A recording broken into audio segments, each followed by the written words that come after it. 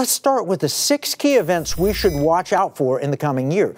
These are major, as this will be a year of significance in more than one way. The first key event will be the Federal Reserve will try to raise interest rates. They're already signaling a desire to do so.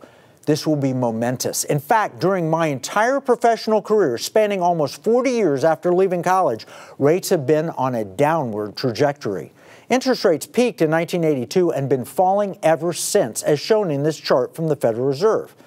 It's important to note that we're now experiencing 1970s levels of inflation, but interest rates are just a fraction of what they were back then. Think about this. If you have cash, you can loan it to the federal government for 10 years, and they promise to pay you a measly 1.5% per year. And yet inflation is running at a recently reported rate of 6.5%, and according to John Malden, it may be over 10%. That can't continue. Rates will be forced higher, and this will have enormous implications for the economy and your finances. Higher interest rates will be a drag on some corporate earnings. Banks will be among a few sectors that will benefit, at least at first. But a whole lot of investments that look smart when you could borrow money at 1.5% or less may not look so good if rates move higher. As an example, if you could get 5 or 10% on bank deposits, would you be willing to speculate?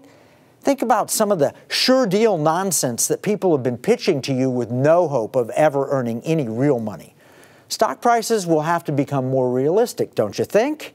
No more PE ratios of 500 or more. Somewhat offsetting the interest rate rise, hopefully, will be the return to a real economy with the end of the pandemic. That's our second prediction.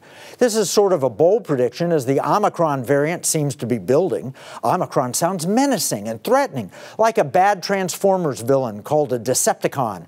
Or maybe Marvel Comics' new foe after Thanos. But the reality is that panics tend to burn themselves out over time, and the people of this world really have had enough at this point. We're seeing protests in Australia, Europe, and even in the United States against the draconian government controls installed over the past year. This is a pushback from the people, from the courts, and from the medical community. The momentum is building here. Combining with the cracking of the narrative, we believe this will be unstoppable. By the way, I read the findings from the 1918 Spanish flu pandemic as recorded in the #1 New York Times bestseller called The Great Influenza. Let me share a few passages that seem remarkably instructive, but sadly were ignored. It does seem those who failed to learn from history are doomed to repeat it. Here's a summation quote at the end of the last chapter. So the final lesson of 1918, a simple one, yet one of the most difficult to execute, is that those who occupy positions of authority must lessen the panic that can alienate those within a society. Those in authority must retain the public's trust. The way to do that is to distort nothing, to put the best face on nothing, to try to manipulate no one.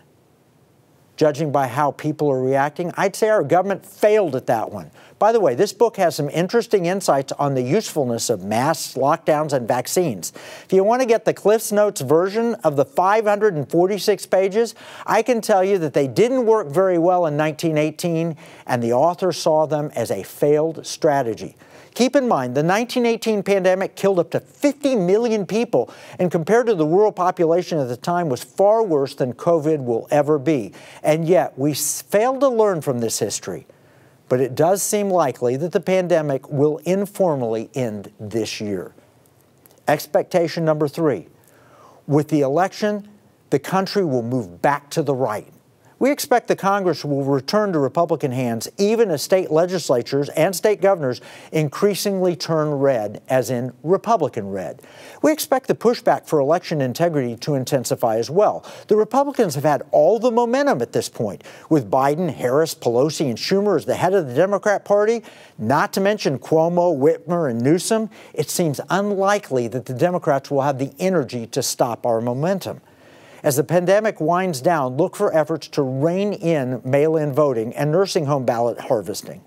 Plus, the tricks of Facebook's Mark Zuckerberg in funding Democrat strongholds will be challenged.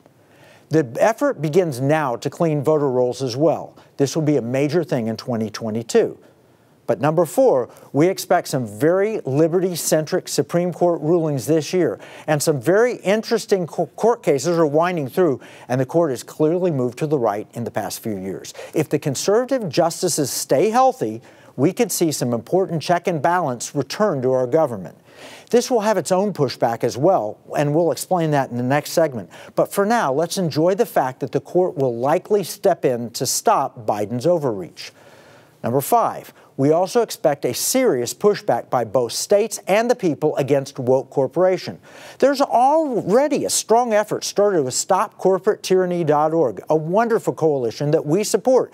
This group has been successful at raising awareness. When the people wake up about woke, they get mad. No one wants their snack food company funding critical race theory, so people are starting to speak up with both their voice and their wallets. In addition, multiple states have made it known that they will not work with banks that are trying to punish the traditional energy industry. This is huge.